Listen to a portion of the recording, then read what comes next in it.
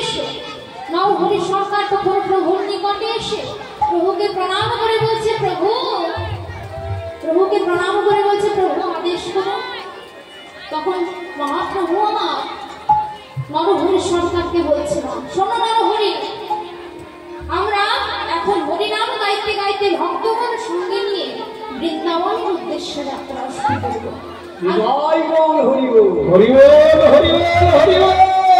আর তুমি আমাদের সঙ্গে যাবে। যেই না বলেছে মা তুমি আমাদের সঙ্গে যাবে, অমনি নরহরি আমার আনন্দে নাচতে লেগেছে।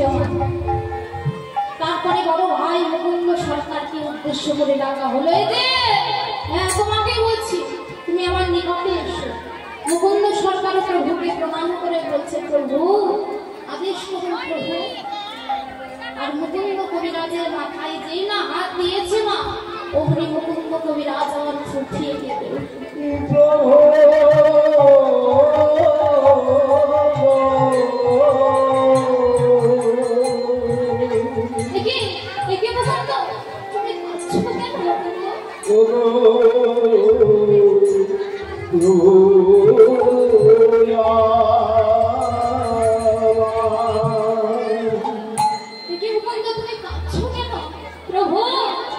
তুমি যার মাথায় হাত দিয়ে যাকে আশীর্বাদ করো, তুমি যাকে ভালোবাসো, তাকে তো সারা জীবনই কাঁদতে হয় প্রভু, তাকে তো সারা জীবনই কাঁদতে হয়।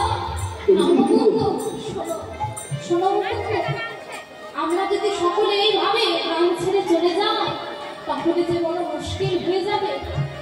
তাই আমি বলি কি, তুমি ফিরে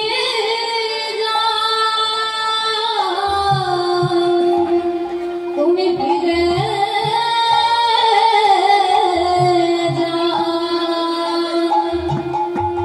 ওই শ্রীখণ্ডে ফিরে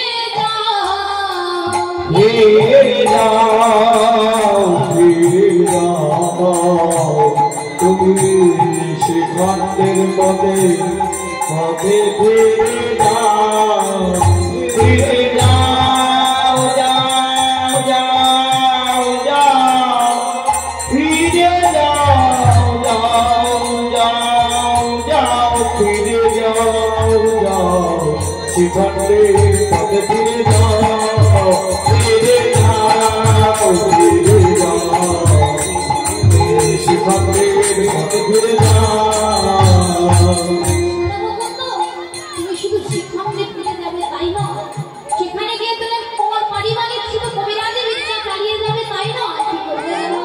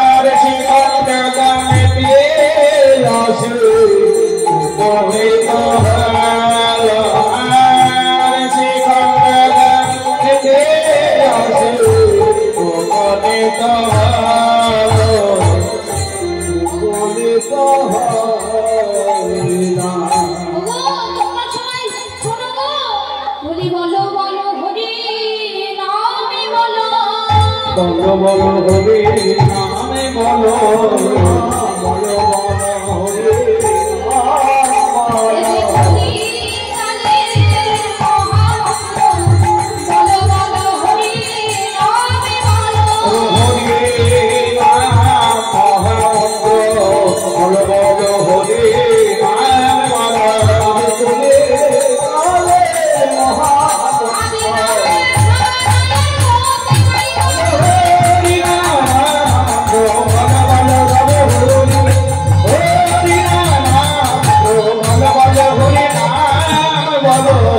বলো হরে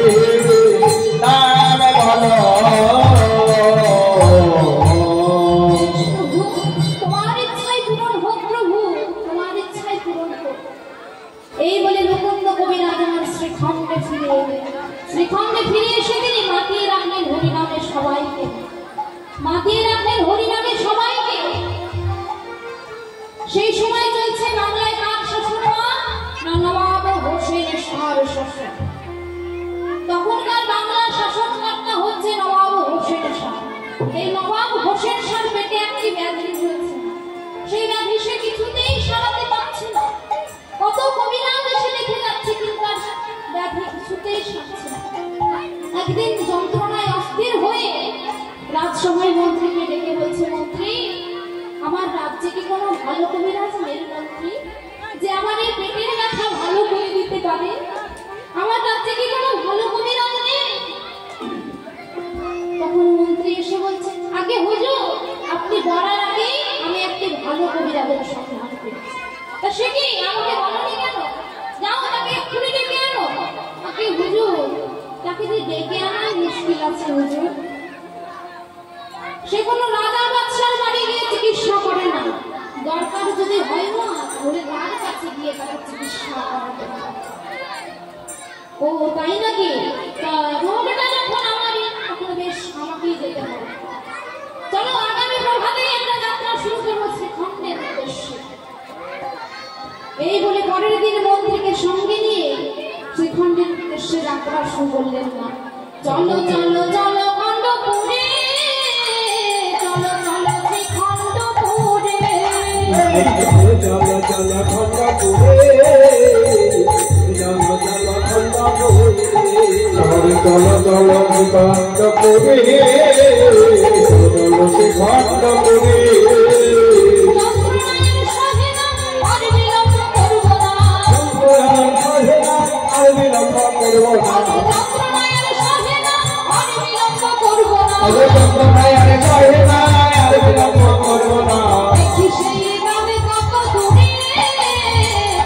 চলো সে ঘন্ট করে, চলো চলো সে ঘন্ট করে, চলো সে ঘন্ট করে, চলো চলো সে ঘন্ট করে।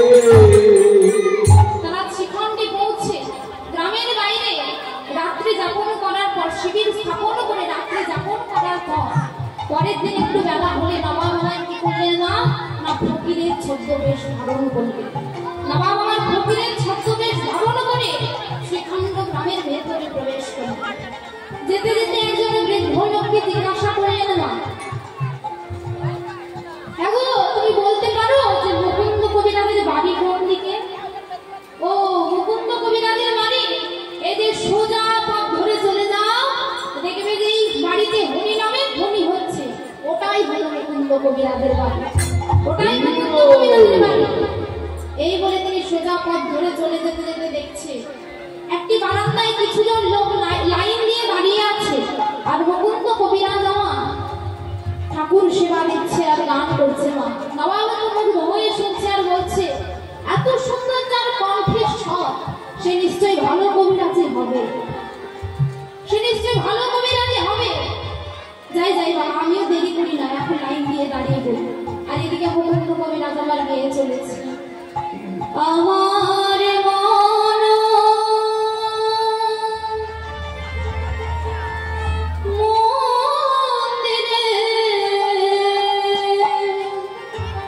ওই নামদন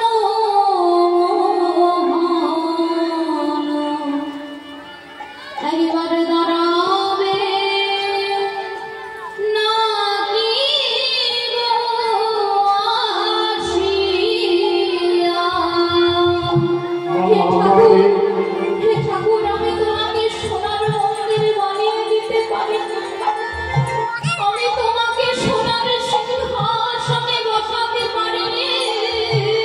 পোষাতে পারিনি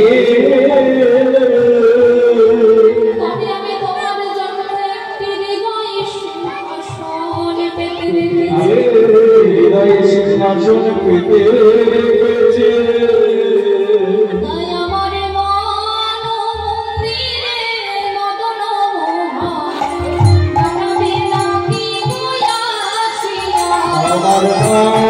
মন্দিরে মদন মোহন জগন্নাথে আছি